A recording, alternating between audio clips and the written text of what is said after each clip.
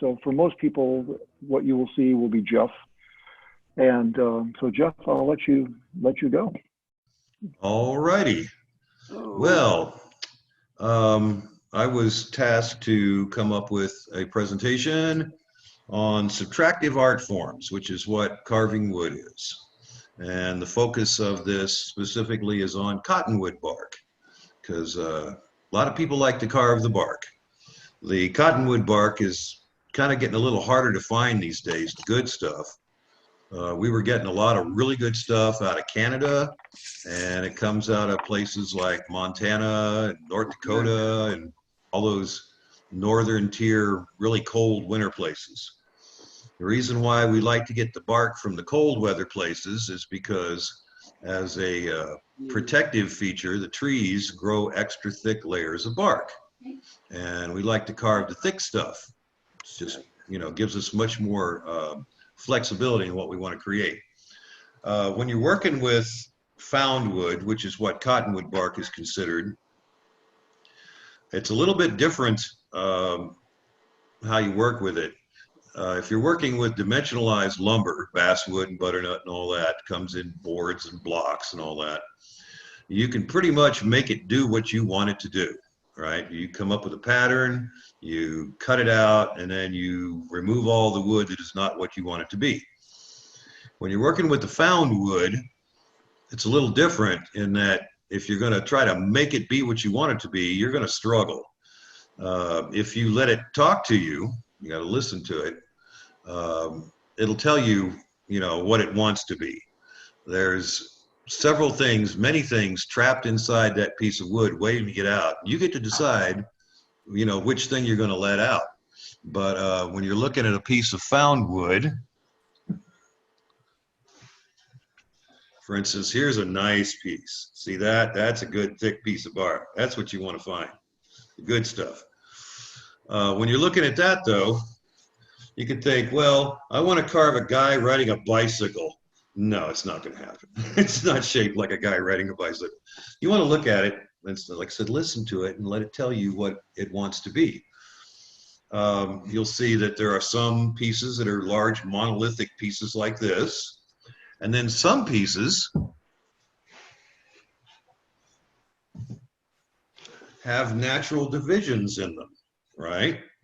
And I've known people that have looked at that and said, oh, well, I can mix up some kind of stuff and pack it in that hole and fill it up and then, run it over a planer and make it flat again and cut the corners square and then design something out of it. And no, you should really look at this and figure out, okay, what does that look like, right? What does that want to be? It can go like this or go like that. A lot of times I will set a piece up if I've got a bunch of bark in-house and put it on a shelf and just leave it there for a while and walk by it, and eventually one of them will shout out at me, I want to be a frog or something, or a bear. Other times, if it's not speaking to me, I'll come along every so often and turn them the other way so they speak to me in a different voice. When you're looking at working in found wood, it's usually good to try to keep some elements in its natural form. Instead of carving the entire thing, try to find some areas that you're going to keep natural and other areas that you're going to keep carved. People that frequent galleries and buy sculptures and stuff, they really like that. They want to see some of that natural wood. When you work in dimensional wood, like I said, you get a block of wood, you've got an idea for what you want to do. You come up with a pattern, you cut it out, and you create some kind of a blank, right? And then you have to visualize in your head, well, what wood comes away from this to leave the thing that I want? That's called visualizing the negative space, okay? So I've got a statement that I give all my beginner students. And I tell them to, using the largest tool that makes the shape you're trying to create, remove all the wood that is not a bear. When you're done, you will have a bear. That sounds facetious and kind of stupid, but it's actually addressing the negative space. So when I start with something like this, I've got to visualize in my head what's going to go away to produce something like that. Right? You can see half, roughed in, half, just the bandsaw. That kind of visualization skills is difficult for some people because you can't put it back on. Once you take it off, you can't put it back on. I know people that try. They come up with cutesy ways of using different wood putty and crap to, it never looks good. It never looks as good as it would look if you just visualize the negative space and remove that wood. That having been said, there are a few tricks in the cottonwood bark world, and I'll address those as we get to the end of the session. Cottonwood bark is different than carving your regular lumber type wood. It doesn't consist of hard grain and soft grain rings. It is more like layers of paper. And so as you carve it, it behaves differently to your tools. So there's a few tips I'm going to give you that are going to increase your chances of success. When you're trying to figure out how to do this imagining the negative space, one thing that all people are going to run into when you're dealing with visualization issues is the way your brain works is everything you look at, when you look at it, your brain immediately goes through and starts doing a pattern match comparison against everything you've ever seen in your whole life. That's how it identifies something. So when you hold up something, your brain says, that's a lady's face. That's how that works. That pattern matching algorithm works really good on finished things that you want to identify. It doesn't work so good on things that are unfinished that you're trying to create. And in that process, it will give you bogus pattern matches. It will say, things look a certain way, and when it really doesn't. There's tricks you can use when you're sculpting to turn off the pattern matching algorithm. One of those tricks is to have a small mirror propped up on your workbench somewhere so that you can take the thing that you're trying to capture and hold it up in the mirror and look at its reflection. The mirror will do a horizontal flip, a left-right swap, right? You'll get a reverse image when you look at something in a mirror.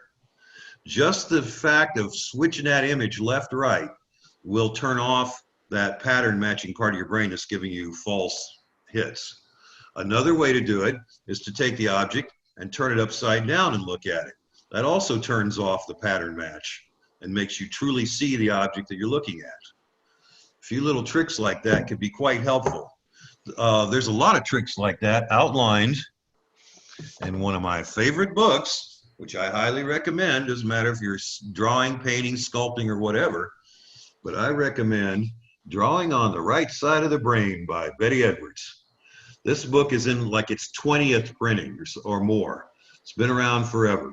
It's a real good book. You have to actually read it and do some of the exercises in it. Merely owning it won't do it. I believe Janice said that she slept with it under her pillow and she was able to absorb the knowledge that way. But I recommend actually reading the book. Works really good.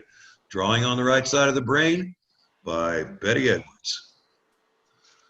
Okay.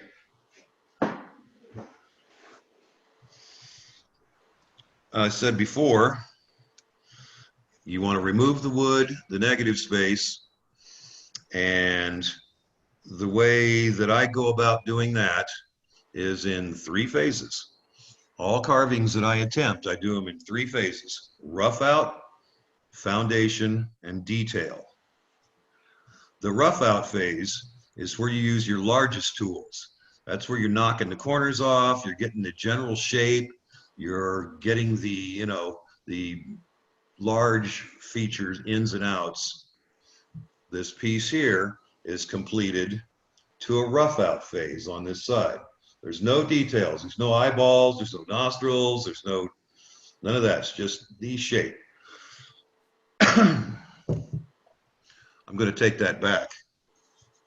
This side, the bandsaw side, is the rough out side.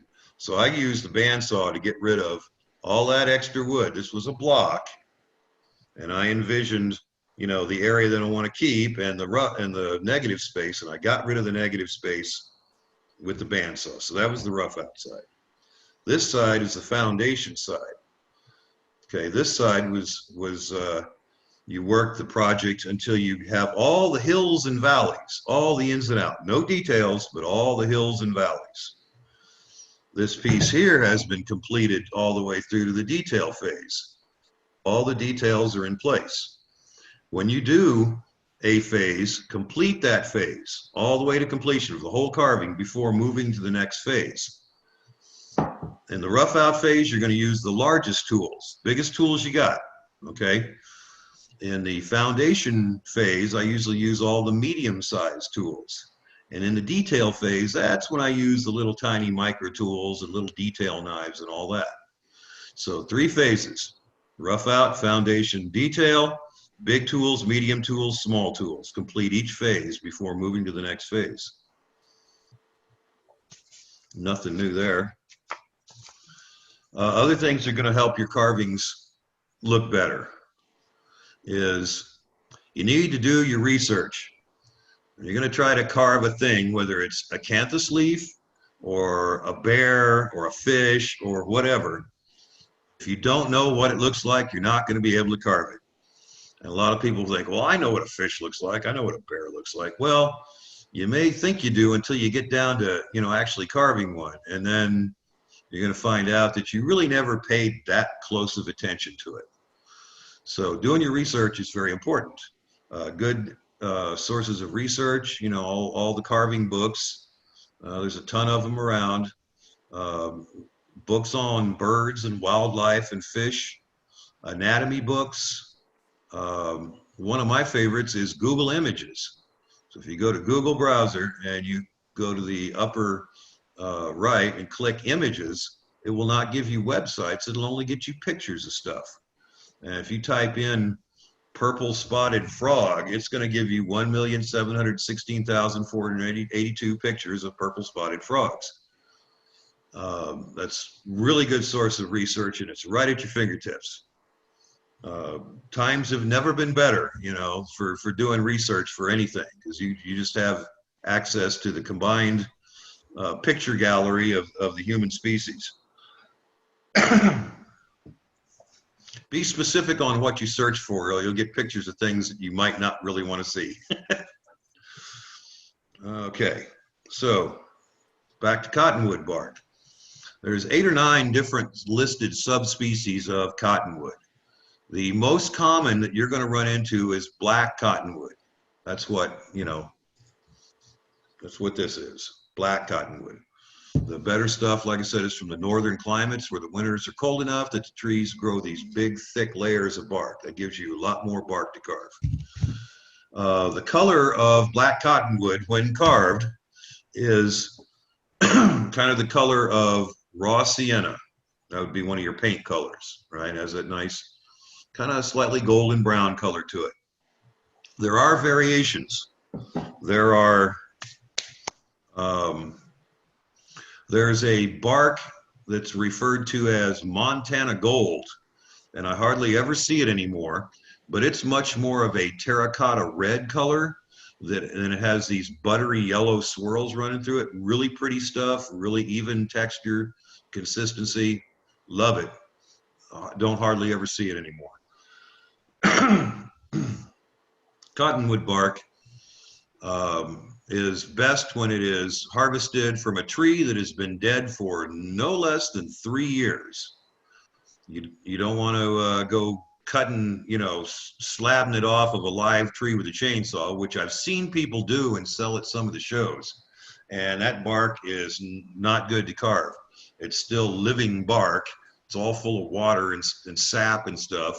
It's not what you want. And, you know, I don't think anybody's worrying about the endangered cottonwood trees, but there's no reason to be killing trees to get your cottonwood bark. The best bark comes off a tree that's been dead for 3 years. When you're looking at bark at a show, somebody's got some for sale.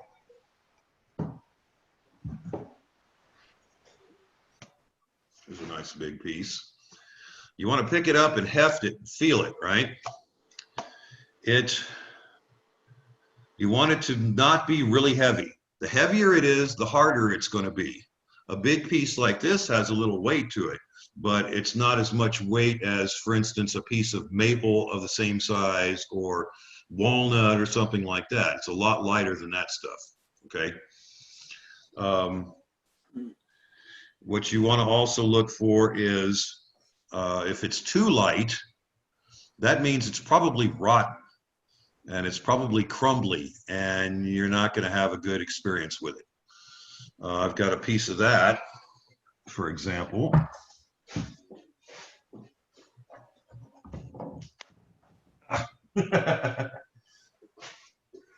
This is a wonderfully big piece of bark that I got.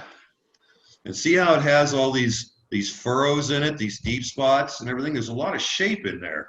So this could be a lot of things. It could be a castle. It could be, you know, bark tree houses. It could be all sorts of stuff.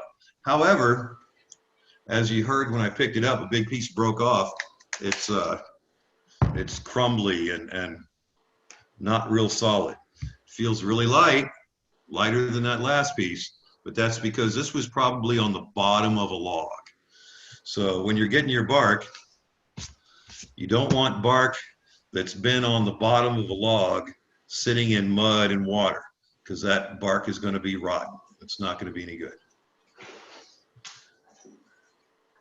When you select your bark, a lot of times you're going to find a nice piece that looks really good and you really want it, but you'll notice it's got some of these cracks and fissures and lines running through it, right? What those are, remember I told you before that bark is not wood. It doesn't consist of hard and soft grain rings. It's more like layers of paper.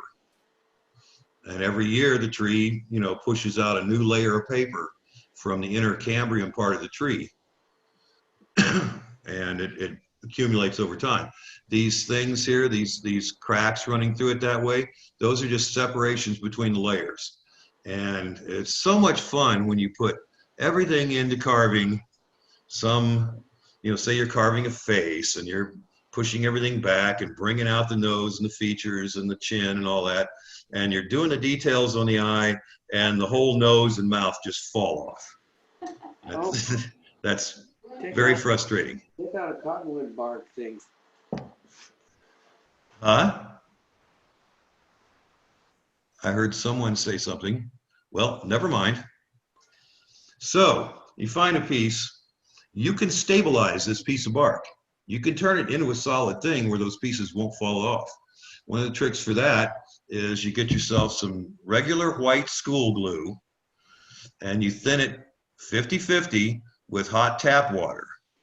And then you drizzle it, pour it, squirt it in to these cracks and fissures here, and then kind of flex it a little bit, and it'll wick into the cracks, and you can just do up all these cracks on the outside because you're going to carve that off anyway, right?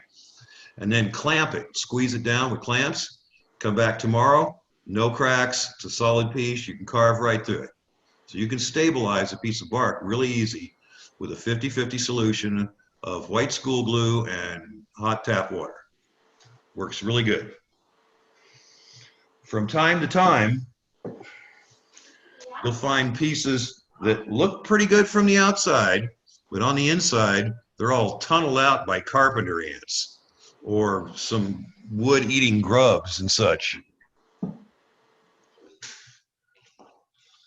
Here's a piece that has a little declivity in there. Some little insect decided he was going to live in this and ate a hole in there. Sometimes there'll be one hole on the outside, but inside is a whole apartment complex where they just tunneled it out. It's all hollow. You want to try to avoid that. So you're going to look for little bug marks when you're buying your bark. If you get a good piece that has one of those in there, one or a couple or something, and you really want to use it, you can save up the sawdust from cutting a piece of bark on like a bandsaw.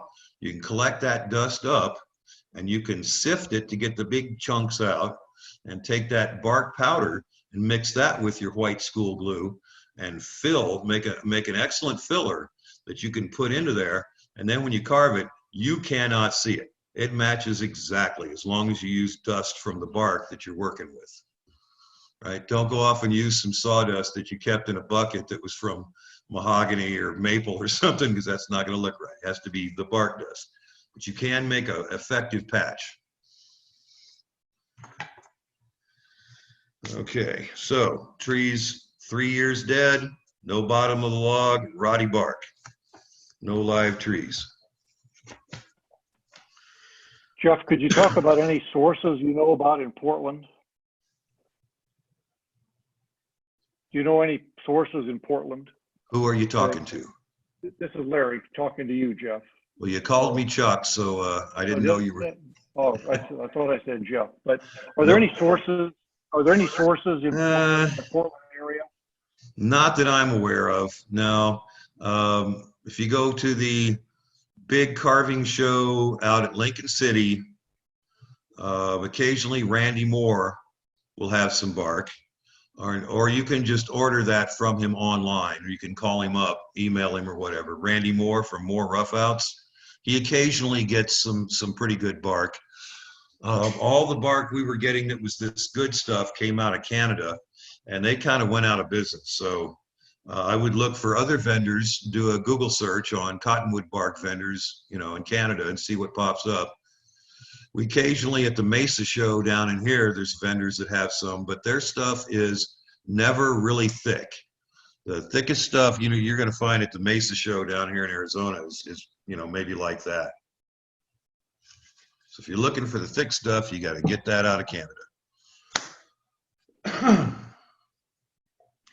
As you're looking for your bark, if you find a piece that isn't natural on both ends, it has one end that's been cut, like this piece here. If you've got that cross-sectional analysis, you can look at that. A lot of times that'll tell you if there's a bunch of bug, you know, activity in it. You'll also be able to see how many stress fractures are running into it, you know, how solid and stable it is. This is a really good piece here. That's all nice and solid. That's going to make a really good head bust of some kind. I was talking about shapes, trying to see what's in there. A lot of times you'll find pieces, you know, kind of like this. These are the ends of a piece. This was the end of a long section that somebody cut off, right? And you say, well, what is that? A piece like this could be turned into a piece like this, where you use those ridges and low spots as, you know, design elements of your carving. Could also do something if you've got a really weird piece. This was a strangely shaped piece. See how it swoops way down on one side. So I kind of used, you know, I let the bark tell me what it wanted to be, rather than chopping all that off and squaring it up and carving, you know, something that way. More examples of using the shape of the bark. Some of my students, longtime students, have gotten pretty talented at taking big, crazy looking pieces like this and turning it into a big castle with multiple towers and trees sitting on a rock outcropping that looked, you know, that would look like it was overhanging the ocean or something. Janice and Mel.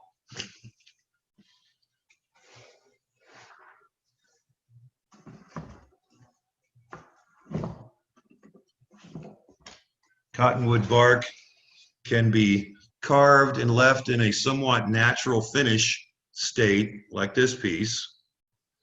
That's just cottonwood bark. If you'll notice on this piece, that's a thick piece of bark, right? If you look from front to back on that, that was you think that was a monster piece of bark. Now, not actually. That's 3 pieces of bark from the same tree that have been run over a joiner planer to flatten them out, and then they've been laminated together. And, you know, you don't see because of the way it kind of grows in layers of paper, that's the way the grain of it kind of lines up. and you cannot even see the glue marks. Looks like one solid piece, front to back. So you can build up a large piece if all you can find is the thinner stuff. So that was a natural finish piece. You can also paint these things, right? Make crazy things and add color to them. This is acrylics over cottonwood bark. So it is paintable. Just, you know, learn how to paint. A good paint job can take a mediocre carving and make it look really nice, but a bad paint job can take a good carving and make it look like, you know what.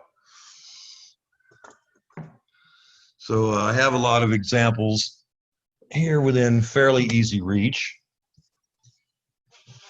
I tend to do a lot of faces because that's just, when I started, that's what everybody had a fear of, was carving faces. So I decided to find what people fear and learn how to do that and then teach it. So, you know, I do a lot of stuff that's realistic faces. I also do some caricature kind of guys here, you know, it's kind of somewhat realistic, but still caricaturized. This piece has been painted. When I paint my cottonwood bark, the carved part of cottonwood bark, I always find and leave some areas unpainted. I use that color as part of the color scheme, right? His hair, his jacket, unpainted. That helps you show off some of the natural stuff in the piece, and people really like that. Okay. Also, the color of carved cottonwood bark, that color is closest to raw sienna in your paint palette. So I make sure that everything I pick to paint on here has some raw sienna in it. That's kind of a common component in all my colors. Don't pick, you know, Ford tractor blue, Kubota orange, John Deere green. How are you? Hi, Jeff. Hello. You want to get away from those colors and use the more subdued colors and make sure raw sienna is a part of all of your colors. Then when you get done, the whole thing goes together, right? So don't carve a little cabin out of bark and then it's got a tree next to it and go get some horrible blue-green color and slather it on there. That's going to ruin your carving. Also, when I paint, I've learned to paint thin. I keep it thin. That way you can kind of see, there's no doubt that this is a piece of wood when you're done. You don't want it to look like a piece of plastic or porcelain or something. You want people to look at it and be able to tell, oh, that's a piece of wood. So if you're going to paint it, learn how to paint thin. Every now and then the bark speaks to me and tells me something else that it wants to be. Here's a case where this piece of bark looked like a frog to me. So I carved a frog. You know. To carve a frog, though, I had to go look up what frogs look like. I had to do the research. That taught me that frogs don't have ears. They don't have a nose. They have a tympanum, which is an external eardrum on the side of their head. Do the research. Your carvings will come out looking better. Pretty silly. I'm burning through this material way too fast. We're going to have a lot of question and answers at the end of this. So we talked about crosscut and looking for the texture of the bark. When you're working with bark, I'm going to say it again, it's not like wood. It doesn't have hard rings and soft rings. It's like layers of paper. So it behaves differently when you tear into it with your carving tools. A lot of our carvers are really knife proficient. They don't really use the gouges and the V-tools as much as they use their knives. Big, deep stop cuts in bark are not going to work well for you. Stop cuts in bark are similar to driving a wedge into a big block of firewood. As you drive it in, stress fractures travel out from both sides. Okay, so if you're making big, hard stop cuts with your knife into bark, what's going to happen is it's going to create these stress fractures in both sides. And then later on, when you're doing some detail work on the eyeball or whatever, the nose is going to fall off because you created a fraction and eventually it stressed and broke off. So your best bet is in the beginning phases, the rough out phase, and when you're working the foundation phase, is to use gouges and V-tools to remove the waste wood rather than stop cuts with a knife. They don't create the stress fractures, Save the knife work for towards the end of the project, when you're down to defining details and stuff. That's when you want to use your knife on bark. Trying to use it too early. I mean, a knife will work really good if you want to just peel a bunch off for a basic shaping thing to begin with, to get rid of rough stuff and peeling it off. But don't be doing a bunch of stop cuts. That'll make your life a lot easier, and you'll have a lot less stress trying to figure out how to glue something back on. Let's see, other examples. I've got a bunch of examples here. Here was an example of a piece of bark where I used some of those valleys and crevasses and cracks in it, and use these things here as part of the design. Okay, rather than fight against it, I used it. And as you can see, I left both sides. I left some of the natural bark on there. And if you're into selling stuff in a gallery, this will sell a lot faster than if I just peeled all that off there with carving tools. Right, having some of the natural stuff there appeals to the viewer. They like it.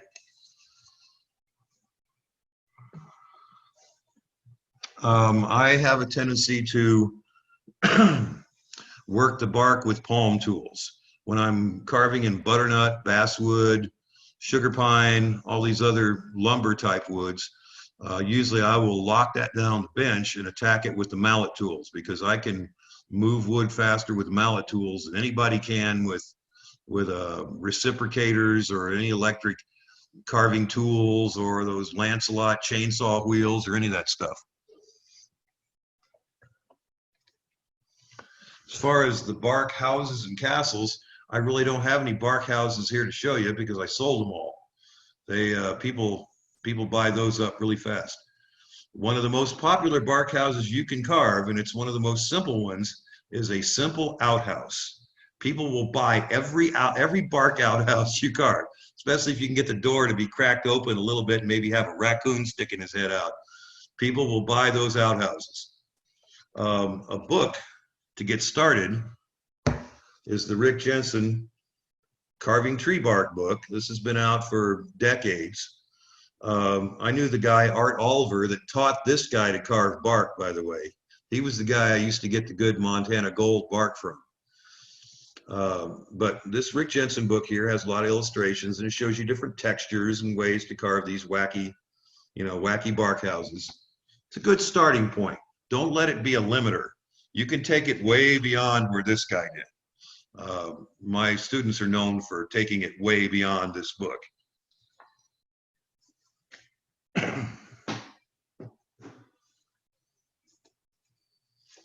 When you're looking at finishes on cottonwood bark, because it's not wood, it's layers of paper, you don't want to use penetrating finishes. Okay, penetrating finishes, bark will suck it up like a sponge, and you'll never see any of that finish on the outside of the bark because it just gets pulled down inside. And you can add another coat, another coat, another coat. It's never going to look finished. It's just going to get heavier. So what you want is a topical sealer. Now, after the break, which we're not at yet, but after the break, I have some examples of what works good for cottonwood bark. And it's stuff that you can find in any Joann Fabrics and any Michaels art supply store. So it's everywhere. They're easy to get. They're non-volatile, non-toxic. They don't stink, and they're topical sealers. Which one coat and it's done.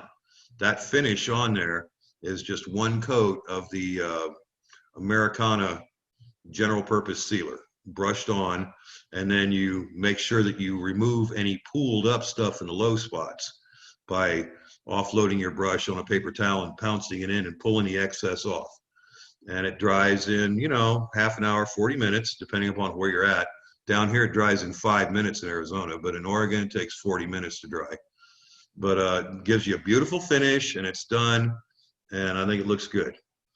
Do not use hydrocarbon products on your cottonwood bark. Like I've seen people that swear by used motor oil. They put used motor oil on their cottonwood bark because it's got, all those, residue from your engine in it, so it darkens it up a little bit. And it's toxic and it stinks and it never dries. It always stays somewhat a little bit sticky and it sucks dust right out of the air. Dust will collect on it, and in a couple of years it'll look like crap and you'll have to clean it off and do it again. I like finishing it once and having it be done forever. Another thing some people use, another hydrocarbon project, don't put shoe polish on your cottonwood bark. Some people use kiwi shoe polish. They swear by it. It's great, because it's cheap and you can get it at the dollar store. No, don't use shoe polish on your bark. There are much better products. If you're going to paint your bark, you're going to want to seal it first with a topical sealer. And then I've just been using acrylics on all the pieces that I've painted. And when you're done with that, then you can give them a protective spray coat with also Americana, Deft, either one, and a water-based acrylic spray varnish. They don't use Krylon. That's a spirits-based acrylic varnish. Bad chemical reactions will occur. Bad things will happen. You'll be very unhappy. So go with the water-based acrylic spray varnish, matte finish. Stay away from the shiny stuff. It seems to me like a lot of the guys really like shiny carvings. That no one likes shiny carvings except you, right? You're the only one that likes them shiny. Everyone wants a matte finish. They're much easier to photograph. They look better on display at an art show. So go with the matte finish. Stay away from the gloss. Some pieces that I've got that have some, more complicated paint jobs on them. Once again, go with the more subdued colors. Stay away from the primaries. Always use some raw sienna as a component in it, so you've got a kind of monochromatic theme running through the whole piece.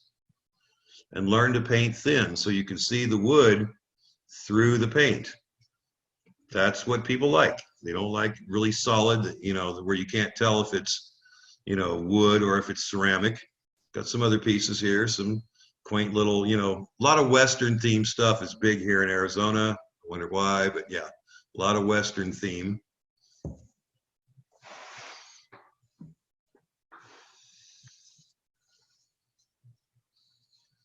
So once again, topical sealer, acrylic paint, acrylic spray varnish, matte finish to finish it all off.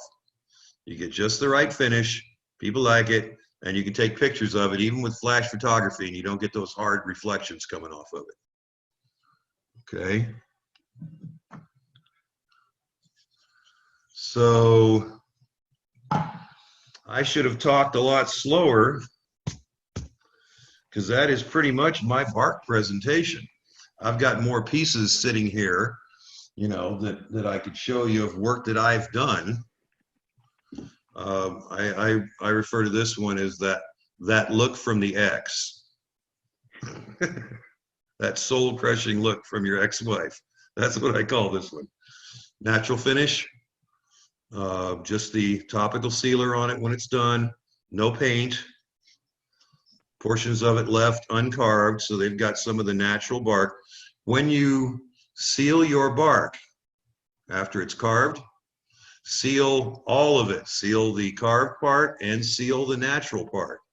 That gives it a nice finished look to it, and it kind of glues down stuff so it's not crumbly. Sometimes you'll get bark that has lichens and moss and stuff growing on it, different life forms and stuff. You can actually seal that. If you're careful and you're not using too hard of a brush, you can put sealer on over that, and when it dries, that stuff will still be there, and it won't oxidize over time. It'll maintain its color, and it won't flake off when you touch it. So, that's something, some people like to see that. You can actually keep those life forms on there. Hey, Jeff, how about taking not a break yet, but take some questions.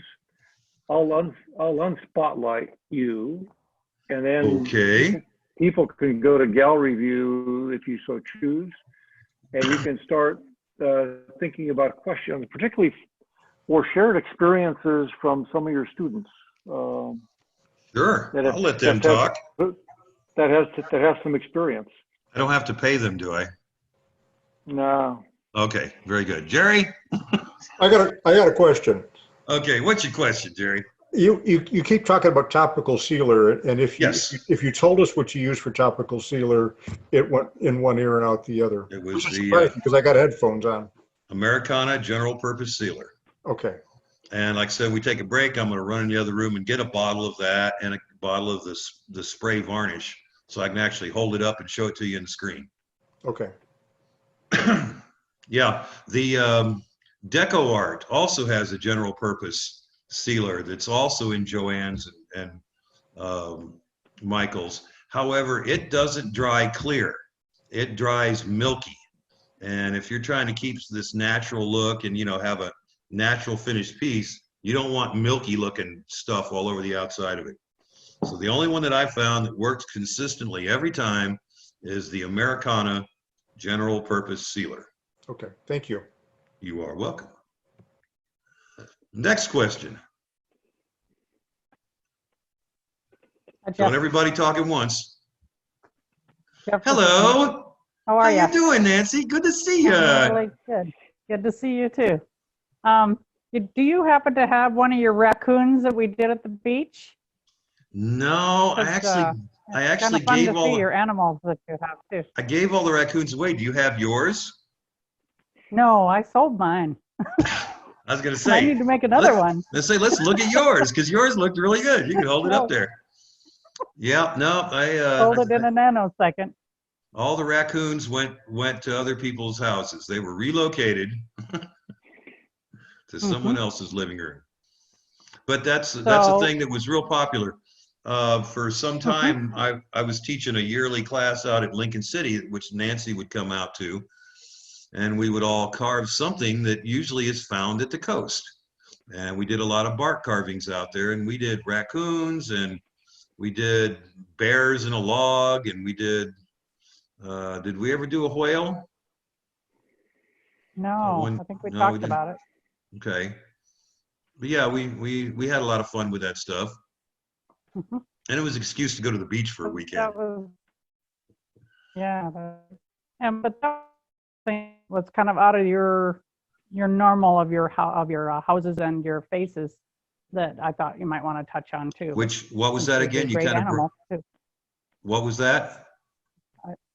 I said you might want to, I just thought that might be one thing that you might want to touch on. Oh, the raccoon. Since it's a little different than your faces and pet castles and that. Yep. But it's just something different to do in the bark. Yep. We did the frog. That's all I got. Out at the coast. That was one of our Lincoln City carvings. And there are frogs out there. Well, good for being here today. Well, your signal's breaking up, your face is frozen, and your voice sounds really weird.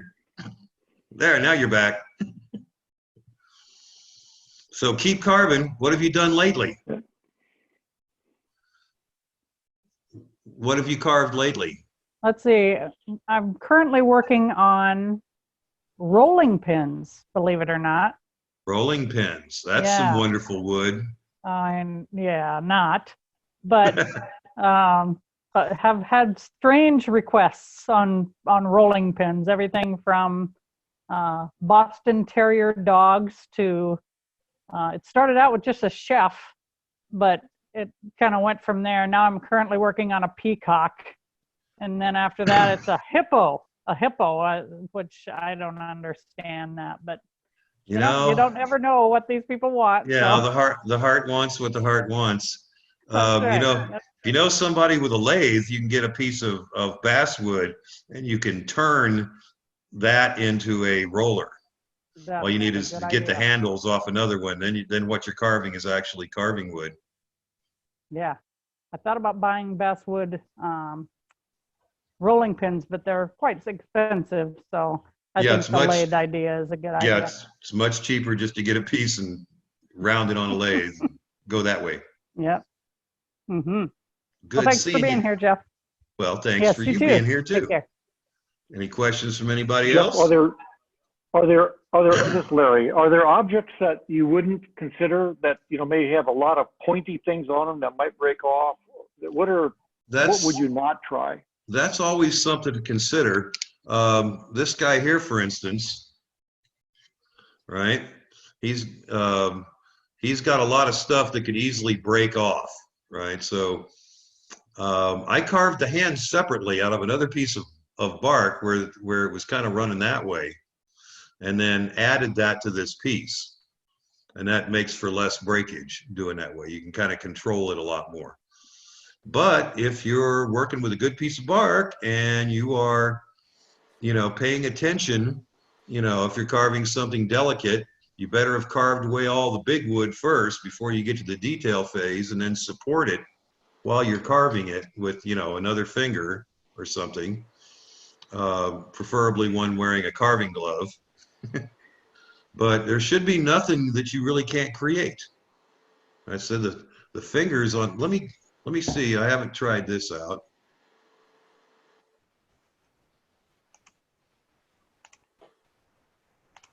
Let's see how well this works.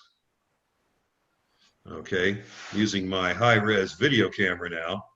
But if you look here, you can see that, those are pretty delicate structures on that hand. But they didn't break off. So it just kind of depends on your skill as a carver and how rough you are with the wood. It's a lot more delicate than, say, carving basswood or butternut. However, basswood and butternut both are known to occasionally have little fractures or cracks inside the block. And so you're carving away, and before you know it, something falls off. It depends on how careful you are with what you're doing. This guy here, right? His entire nose fell off. This whole thing here, and mouth and chin fell off. But because of the way the lines run in the bark, I was able to line it back up and glue it back on, and there's no visible glue line from any direction. There's no, depends on how good you are at lining things up when you glue them back together. Once they're glued back together, then you've got to do a light carve over that surface to get rid of any excess glue that might be on the outside. But like I said, his whole nose, lips, and chin fell right off when I was carving the eyes up here. But I was able to put it back together. Jeff, everything you've shown us so far, you've carved the bark vertically. Yeah. Because of the way the bark exists, could it be carved horizontally? Yeah, I occasionally lie down when I'm carving. Occasionally take a nap while I'm carving, so I carve horizontally. No, I have seen it done where you take a piece like this and carve into that a Hopi cliff dwelling with all the different buildings and windows and little ladders and all that, carving into it from that way. I have seen that done. So it is possible. It doesn't have to be done. It doesn't have to be done vertically then. No, it doesn't have to be done vertically. It's just, it seems that most things that I come up with seem to fit it vertically.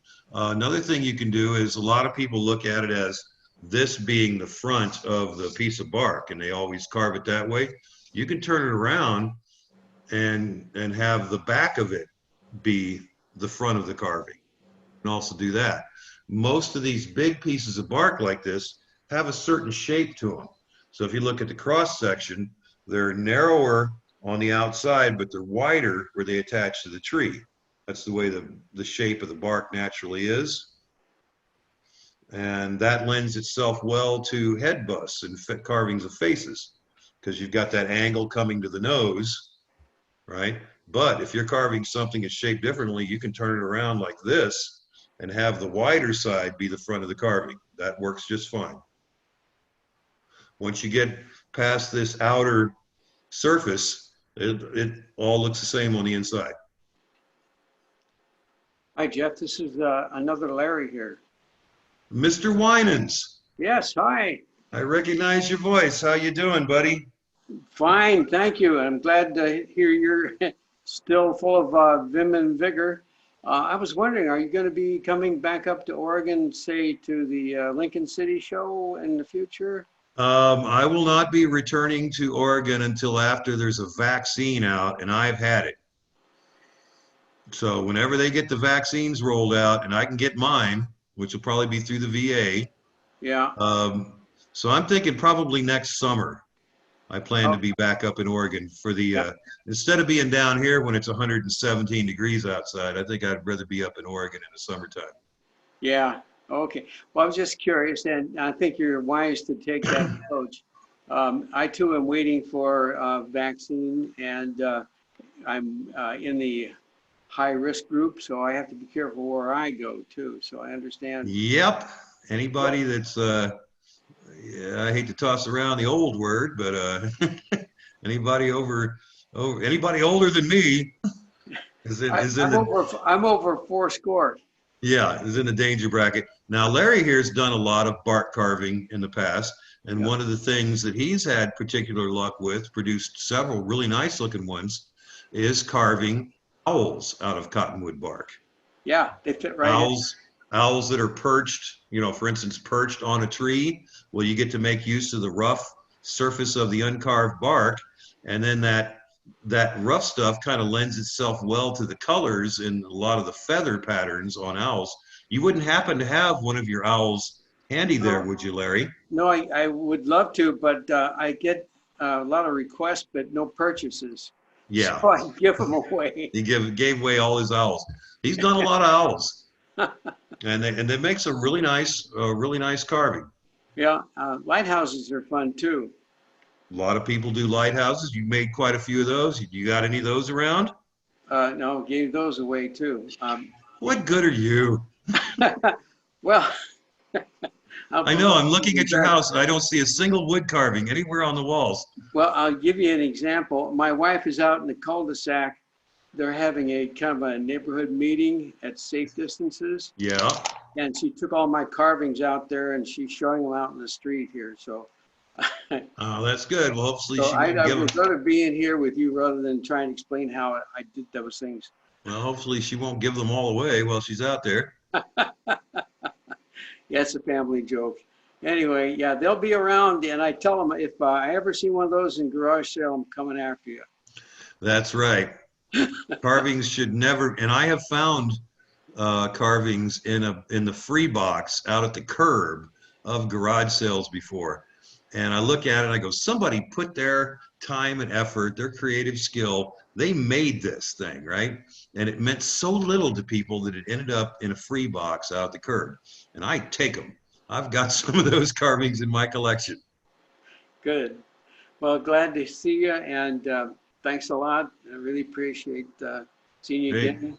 keep at it and Did, stay give safe. you a couple of your discussions here. You might, if that's inappropriate, I'll erase them. But Oh no, you can have anything I got.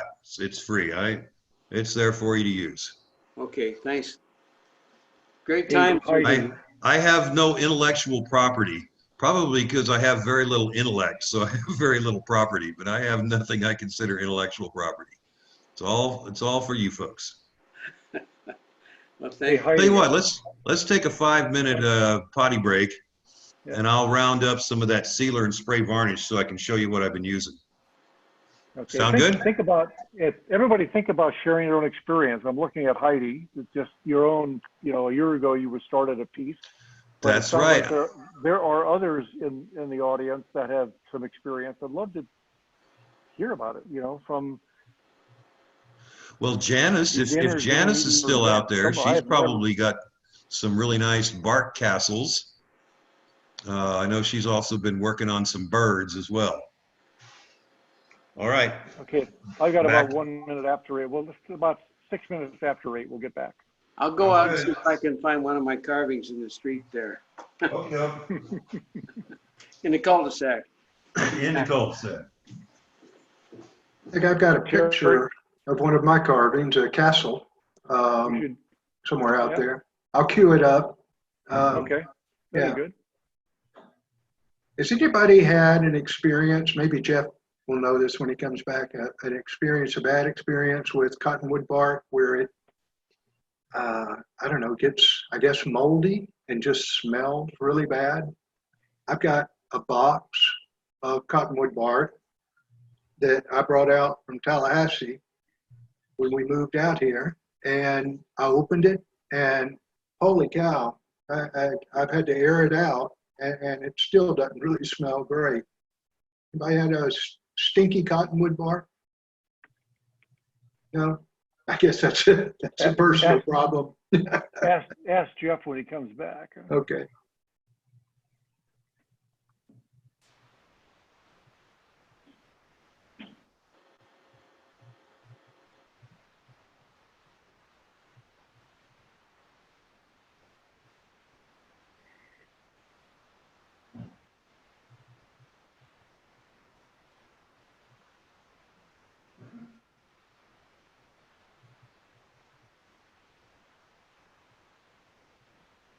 Scott and Cindy, we've never met, I don't think, have we? I don't believe so, but your name sounds familiar. What's your last name? Jeffrey. Jeffrey. Yeah, I'm up in Hillsborough with well, previously with Jeff, but Yeah. not so much lately. The Jeff fan club. Yeah. And I assume Cindy was in the background. Is she also a carver? She paints primarily. She paints. Oh, Yeah. nice. I haven't done very much What kind of- bark carving lately. Right now I'm working on a panel in Alaskan yellow cedar. I do a lot of First Nations native style carving. That'd be great. Do you know Jerry Boone? Maybe by sight, yeah. So he's where did he go? He might have just taken a break too. He did take a break. On the View, Terry Burnside and Jerry Boone and myself and Roger Crooks are the new leadership of the Western Woodcarvers Association.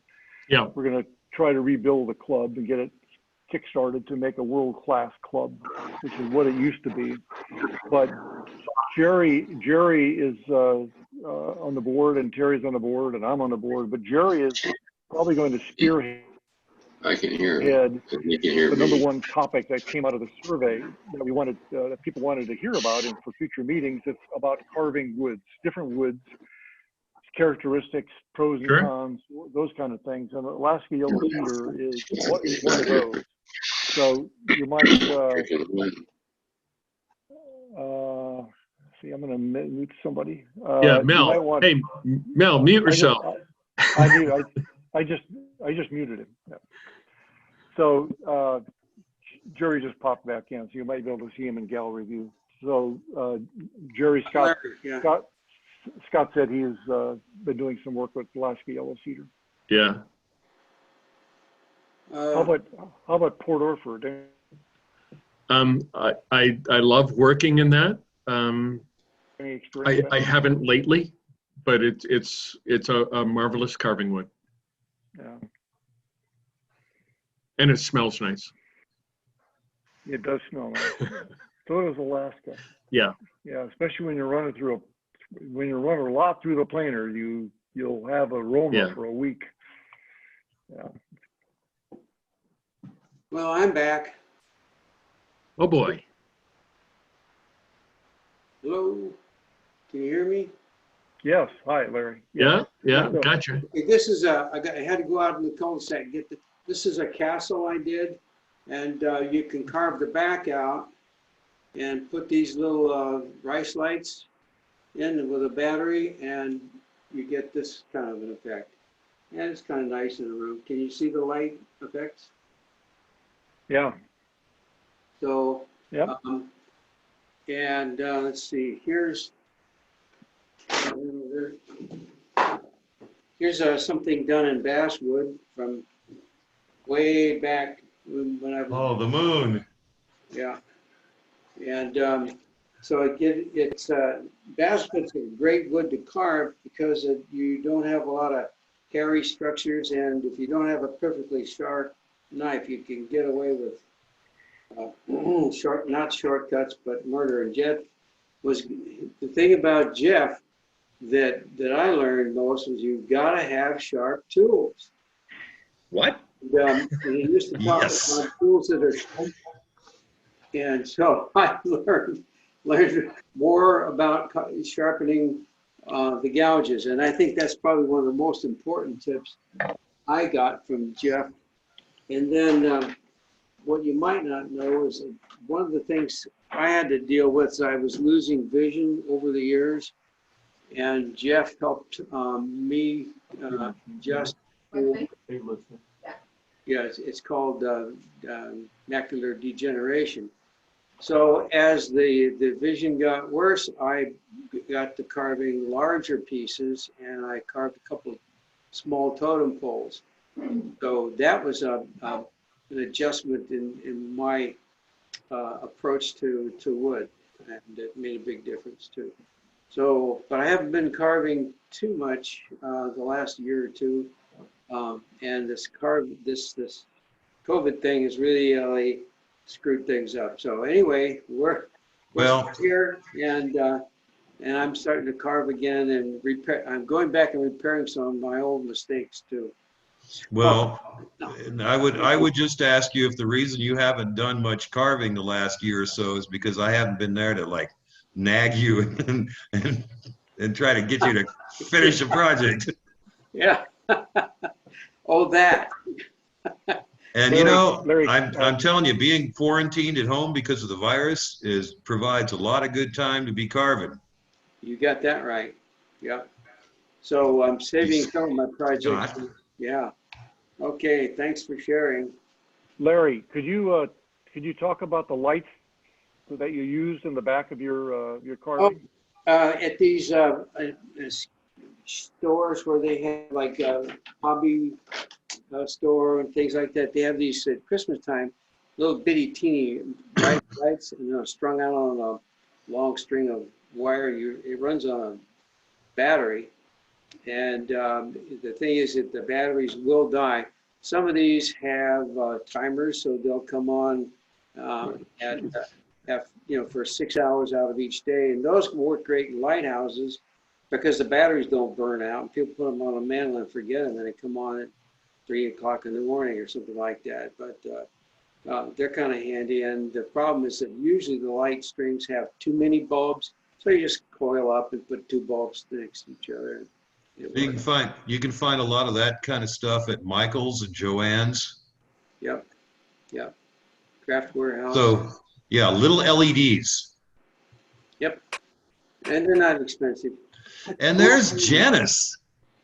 And she's got a cool, phantasmagorical Hogwarts bark castle there that she made out of a big piece of bark. Really big. Yeah, that's a good one. You have lights in yours too? I do. I put rice lights in it. That's Yeah. massive. As well. Yeah. It's fun. Yeah. That's pretty snazzy. So she's done a few of these now, so she can knock them out pretty quick. Yeah. And Good it's detail too. one of the things that when you're doing those kind of pieces, what works out good is the first thing you want to do is find all your roof peaks and then find all your walls. Oh, that's beautiful. Nice looking lighthouse. Very good. Wow. Got the bricks visible behind the broken out stucco. That's a nice touch. What else you got for us? Got a couple birds. Boyd's. Boys. She's been doing Some realistic. of them, a lot of them I posted on your website. Yep. But this is one that probably isn't on there. Oh, that's nice. That doesn't look like bark. No, there's- it's not bark. Well, the base that's a natural base. That's a nice looking base too. No, it's great. It's great. That's some pretty cool wood. Right. Oh, nice. Don't drop it and break it. That looks really No, no. nice. This And that's- structure that he's standing on is juniper. Looks great. And you know what I really like about this one? He's not one of those European block falcons. You Well, turned you him helped me make him. you turned him around and he doesn't have corners. No, he doesn't And have corners. that's something you see. That's something you see way too often at the carving shows, where someone's put infinite hours of detail on feather carving and painting and all that, but then you walk around and it's still got corners. I like these little tweeties. Yeah, some buntings. More nice birds and another. That's a really complicated piece of habitat. It's a root, actually. That's really wacky looking. That's cool. Root. Are you muted? Are you muted? No. Okay, that's all I got, I guess, or at least Good job. That's all I drug in here. One of the things I've set up is if you're a Facebook user, there is a Flying Pig Studio group is on Facebook now, and that's a place for people to upload pictures of all their carvings and paintings and cool stuff that they make, kind of a DIY site. Do it yourself, yes, DIY, and it's free to join. You don't have to fill out a questionnaire. It's all sorts of stuff from quite a few different people. I've enjoyed a lot of Cindy Jeffrey's paintings, of which I am now the owner of a Cindy Jeffrey original. That's right. I see Scott and Cindy up there in the corner. Scott, do you have any cool carvings that you've done recently that you want to share with us? No. I'm in the middle of a panel right now. Yeah. Alaskan yellow cedar. Cool. But I'm not ready to show it until it's done. Oh, that's understandable. There Oh, but she goes. here you go.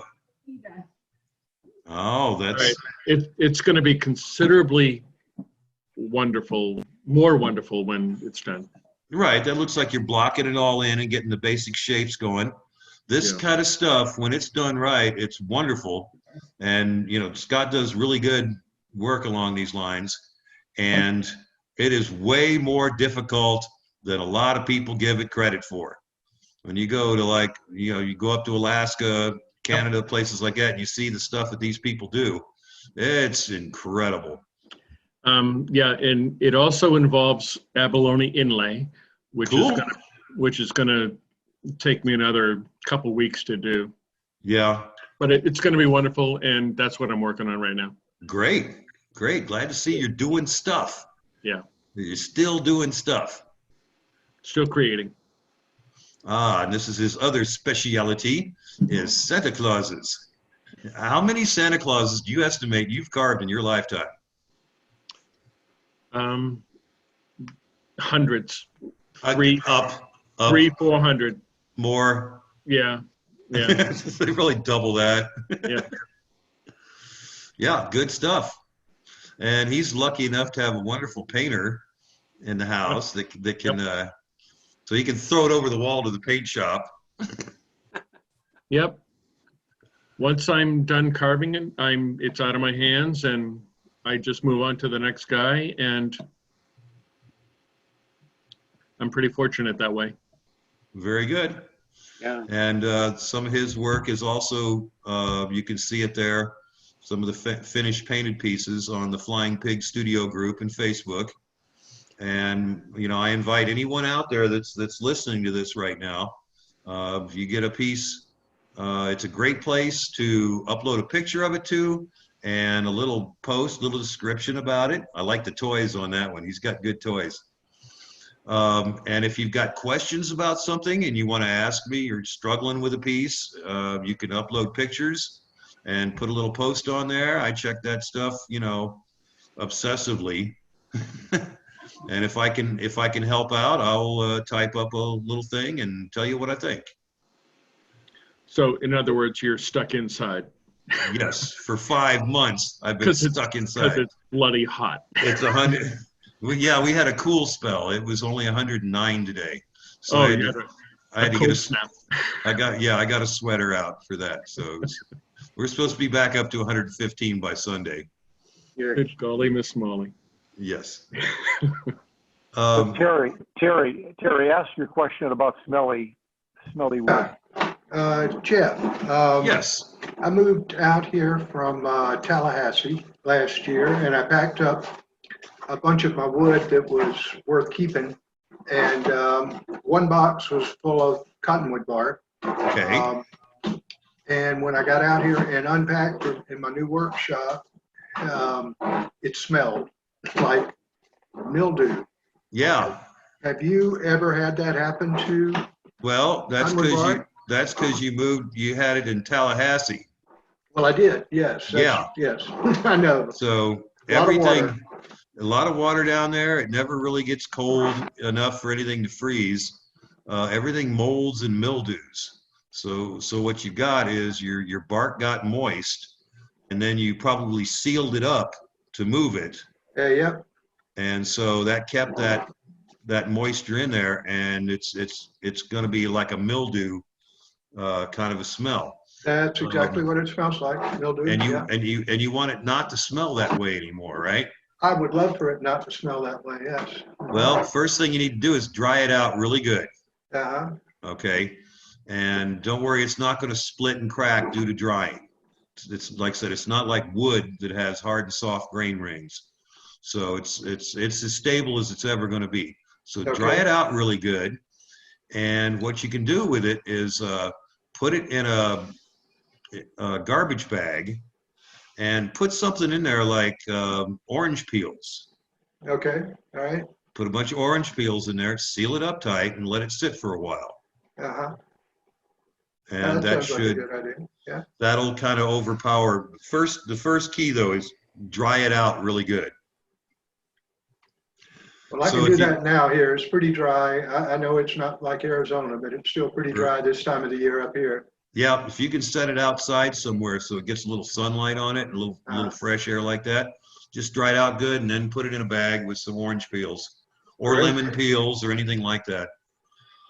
And that should cut the mildew smell way down. Okay. Cool. And that's better than doing something like trying to spray it with Febreze or some chemical based stuff. I didn't want to do anything harsh to it. Yeah. I've held off for that. Okay, great.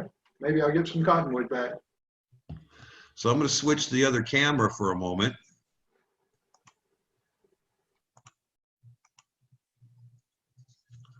And right here is the general purpose sealer. Does that look backwards for some reason? No, it's fine. It's fine, Jeff. In my screen, all the print is backwards. Yeah, well, there's a setting on your screen that you can flip it, but we see it just fine. Okay, well that's good. So DecoArt bought Americana, right? And you don't want the DecoArt sealer, you want the Americana. And it's just a multi-purpose sealer. And you paint it on over the top of your carving.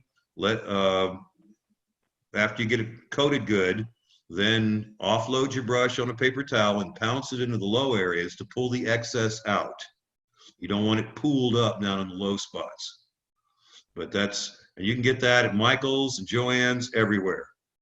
Good product, non-flammable, non-toxic, water-based, so it's easy to clean up your brushes. Good product. The acrylic spray varnish that's water-based that I like to use is the Americana. The Deft will also work just as fine. It needs to be matte finish, not satin, not semi-gloss, certainly not gloss, matte finish. And the one you don't want to use is Krylon, because Krylon is a spirits-based acrylic spray varnish. And the solvent that is in there will have a bad chemical reaction with your sealer and any paint you put on there, and terrible things will happen. And it won't be my fault because you didn't follow instructions. So, Americana, good products. Jeff? Yeah. Josanja multi-purpose sealer is real good also, and I've dries heard- clear. I've heard that's another good one too that dries clear. I just haven't I haven't had the opportunity to try it. Yeah, it works good.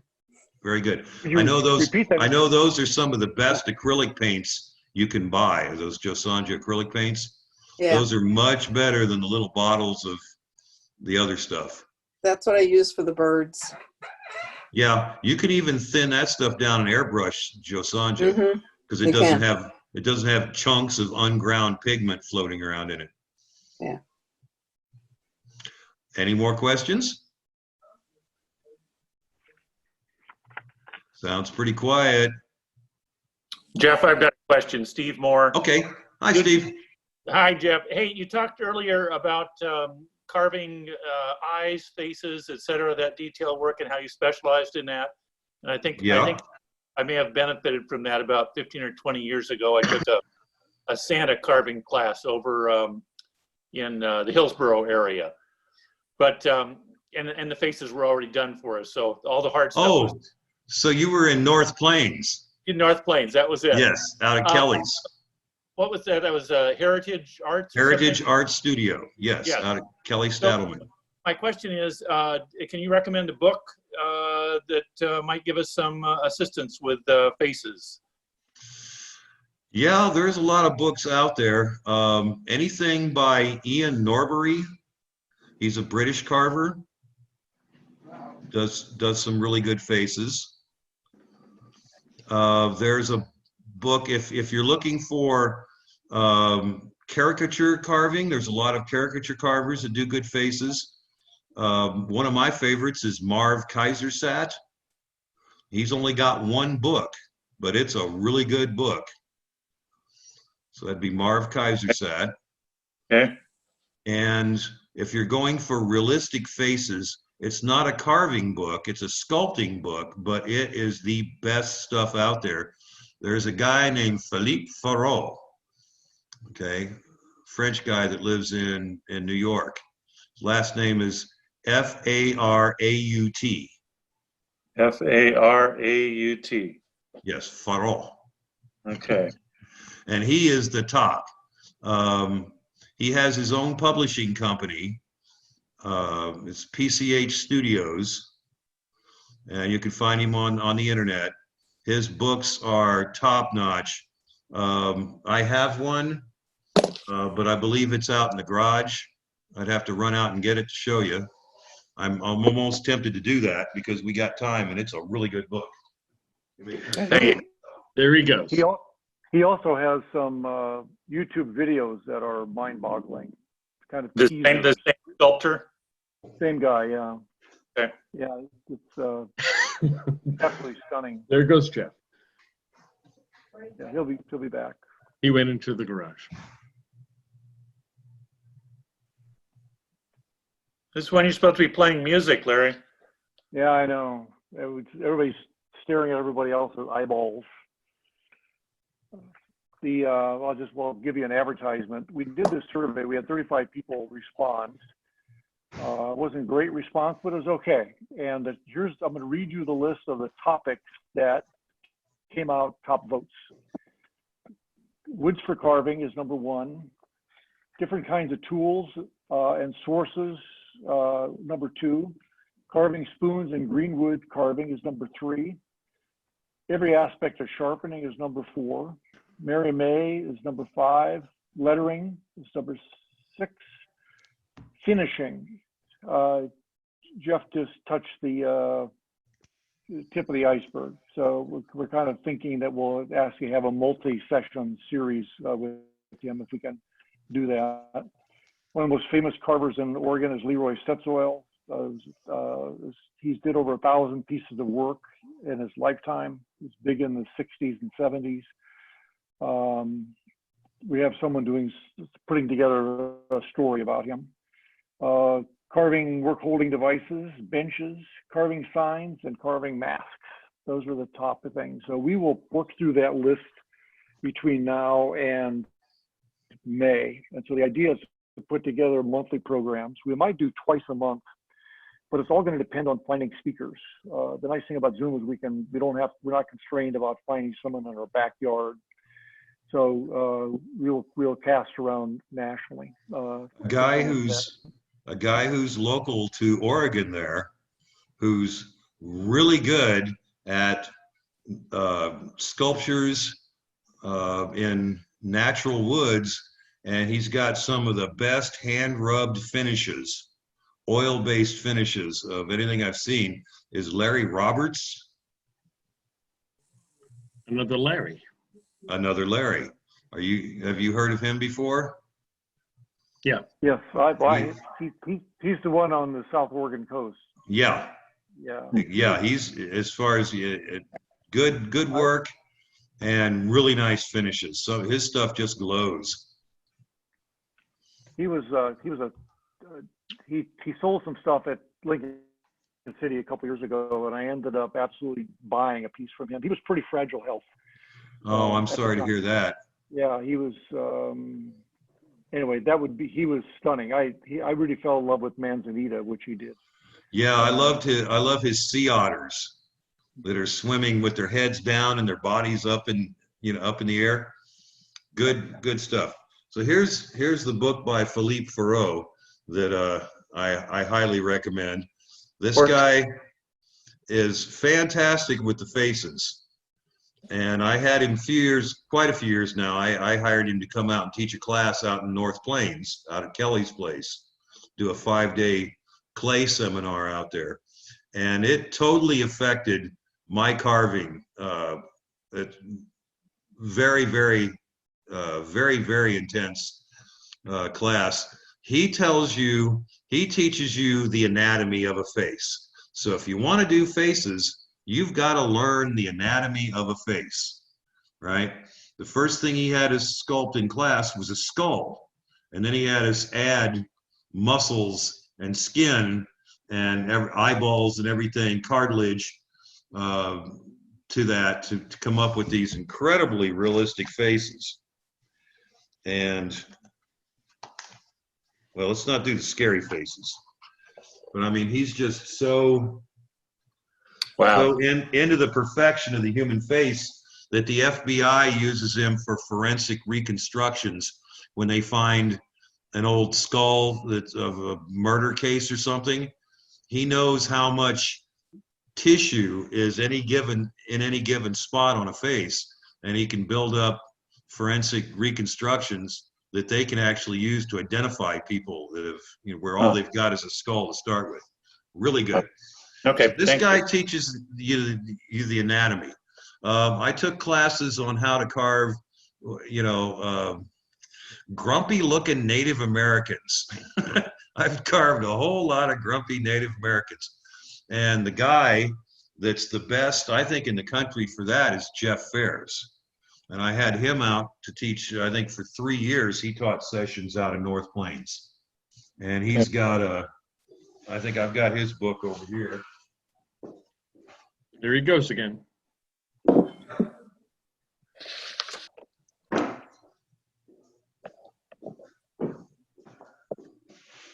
This guy here,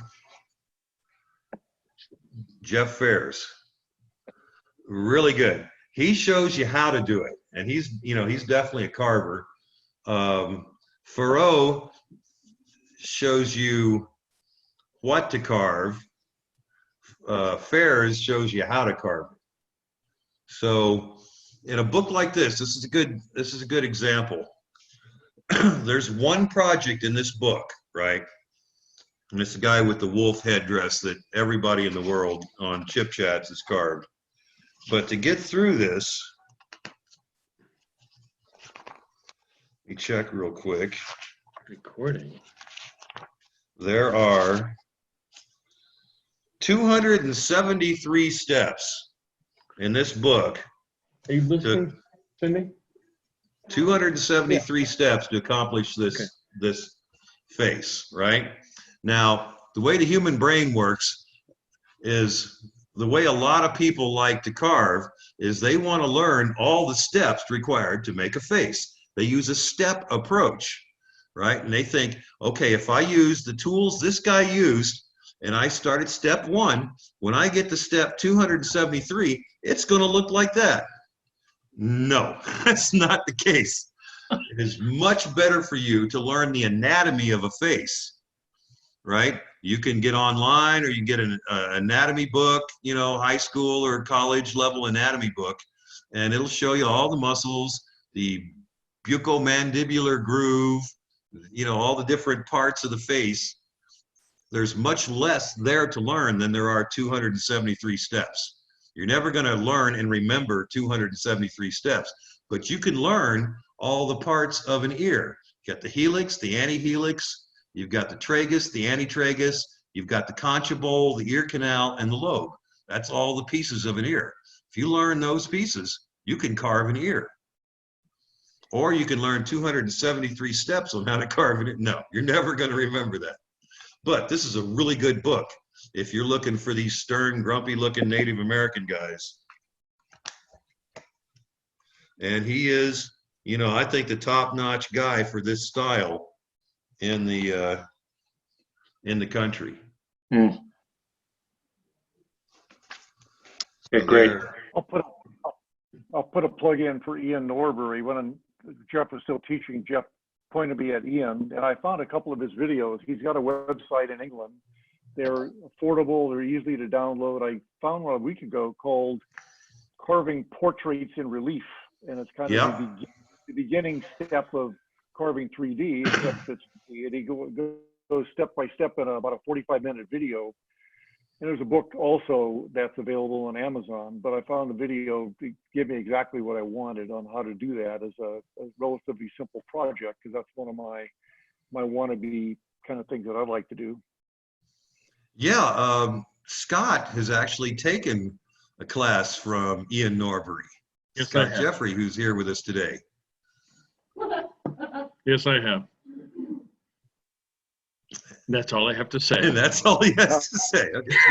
And back to you, Jeff. All right. Yeah. Ian was very good at carving. He's not very good at instructing. The British have a very dry sense of humor. They have a very dry wit about them.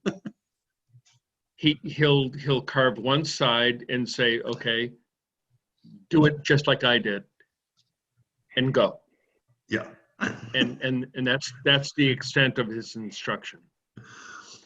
I learned from him, one can only hope. That's right. That's what I learned from him. One can only hope. That was a great quote from him. Yeah. Yes. When you say, okay, yeah, I think there was a fellow who said he aspired to carve like Ian, and Ian said, one can only hope. Yeah. So I've used that. I've used that many times since I heard that. That's wonderful. It's so British. Yeah. Okay. Yeah, let me grab. No. Go ahead. Great carver. He's a great carver. I'm not trying to hurry anybody along, but I think we probably might be winding down. So this is an opportunity to get your burning question. You can unmute yourself and shout at Jeff, or you can raise your hand. Or Tom, you have something. No. And I'll just remind you on Facebook, Flying Pig Studio Group. If you've got a question about something you're struggling with and it's not looking right, take some pictures of it, upload those pictures, type a little thing asking me what you're having a problem with, and I'll take a look at it and see if I can help you out. And there is no charge for that service. No charge whatsoever. Let me grab that other book. There he goes again. That's right. Where is Ian?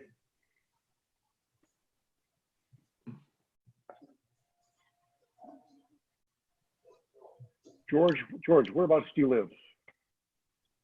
George Noble. I live up in the Pearl District. Up in the Pearl District. In the Pearl. Okay. Okay, nice. Well, I'm not how about you? Janice, whereabouts do you live? Are you in the Hillsborough area? Nope, she lives out in St. Helens. Yes, I do. St. Helens, okay. I almost said Scappoose, but that was a mistake. No, it's St. Helens. You're not slumming with those bums from Scappoose. I didn't find my Ian Norbury book. That's probably out in the garage somewhere. But you were talking about learning the anatomy first, rather than trying to learn somebody else's interpretation of 273 steps to produce something. This little book here is a really good anatomy book. It's sketches, but the anatomy is very detailed, right? So if you want to carve something with a leg, you learn how the muscles go on the leg. Then when you put skin on it, it looks like a leg, right? So a lot of times these books, everybody's college books eventually end up in the Goodwill or Salvation Army used books section for like 50 cents or 25 cents. That's where I found a lot of my books on wood carving and stuff. I found them secondhand in used bookshops for almost nothing. And a used book sometimes is better than a new book because somebody used it, somebody learned from it. As long as the pages aren't stuck together or missing. What is that book again? This one here is Anatomy, A Complete Guide for Artists by Joseph Shepard. Yeah. Thank you. You're very welcome. Cindy had that in art school. Yep. Now, I bet she kept her art books, though. Yeah. Right? She says no. No. She says no. They're in the Goodwill Salvation Army used book section. Yeah, my art history books are all gone. But I am acquiring a new. But she's building up a new collection. Very good. Very good. Yeah, that's the thing about, doing your research. If you don't know what it looks like, you're not going to be able to carve it. And you can learn by, multiple iterations. You can reinvent a wheel, right? You can reinvent many wheels, but other people have already made all those mistakes, right? And you can learn from other people's mistakes. You can skip all those square and triangular wheels and go straight for the round wheel. That's what I recommend. The round wheel. Well, I'm gonna log out. I want to thank you, Jeff, for taking the time to do this, and Larry, I think it was, who put it all together. I want to thank you all for doing that, and I appreciate it. And I'm looking forward to seeing you all again in the future. Good. Very well, good. Thanks to Jeff for doing this. Or This is Scott. it's really great. Yeah. Thanks, Scott. Good to see everyone there. I love you all. Yeah, good seeing you. Smiling faces. I'll make a final comment. I haven't had any contact with Chuck. I assume he's okay. I did call Masa Nitani up a couple of days ago, and Masa is fine. Masa is Japanese from northern Japan, taught several classes for us. Oh. And then we got shut down. But he was planning a trip to go back to Japan because he gets free medical help, but he got trapped in the vortex and so was not able to go. See the guy that did the bears? Yeah, he's the bears. Oh, Tons of yes. stuff. Up at the Tons of Forestry stuff. Center. He's an incredible carver. In the transition of the Western Woodcarvers Association, I re-inherited massive amounts of stuff, including some old videotapes from 1987 and 1991 and 1999. And there's several quick shots of Masa and some of the work that he did on tables that he sold that he just lost track of. So I'm putting together a little bit of a memory for him so he can see what that was about. His wife is Taiwanese, she got trapped in the vortex and she was delayed coming back. She had been there visiting family for 3 months, but she's back. He said, now my house is clean, so I have you can't make dirt, can't make dust there. He's a wonderful guy. He's happy. He's a terrific guy. He's doing work outside now. Invited me to stop over, so I'll take some pictures. We'll do that. Did you see the bowl that he carved into a hardwood block of wood? What happens when you click on your name? Right there. Yeah. Hang on a minute. Go ahead. Once again, Jeff. Did you see that bowl that he carved into a big solid block of hardwood, where he left it square on the outside, but sanded and polished and beautiful, but he carved into the top of it a perfectly shaped bowl that is made up of a number of exactly the same shaped chips. Oh, I see. And the chips run around. They're large at the top edge of the bowl, and they kind of unfold like in a Fibonacci sequence, where the chips, as you go around, they get smaller and smaller and smaller until they bottom out in the very center of the bowl. But every chip in there is perfectly formed and is perfectly the shape of every other chip, except smaller as you wind down into the bowl. It's the most impossible thing to accomplish that I think I've ever seen done in wood, right? Because it's a recessed negative space shape. It's not an outwardly rounded thing where you can get to it and turn it around. It's all in the shape of this bowl. And like I said, every chip on it that is removed perfectly with the grain, and they're all exactly shaped the same. And they just go around and overlap and get smaller as you go to the bottom. So you're carving in a 360-degree, direction. So you have to read the grain of every chip to get it to cut smoothly and cleanly, because it's not sanded. It's cut with super sharp Japanese tools, and every chip is perfectly formed. It's the equivalent of the emperor's head calligrapher that demonstrated his ability by taking the bamboo brush, dipping it into the ink pot, and drawing a perfectly circular circle with one try. And you check it against the template, and it's perfectly circular. Yeah, very amazing piece of work. I wonder if, I don't know, that may still be up. I don't know what's up at the Forestry Center anymore. I haven't been there in so many years, but his bears were up there, and that bowl was up there. Yeah, the bear is still there. I actually tried to find that bowl, Jeff. I went there and visited with someone that worked there for 16 years, and they had no record of it. And I walked all over the place. I couldn't find it. Yeah. So we'll keep our eyes out for that. Ask him about it when you see him. Yeah. Yeah. Okay. Well, please, next September, in September 8th, Mary May is coming. It helps to have you register on the website. You don't send me an email to lpwade@gmail.com if you don't have access to the Guild of Oregon Woodworkers website. Or not, you can come to the same link. The same link will work for each of the meetings, but it helps to kind of get a sense of who's coming. So Mary will be here.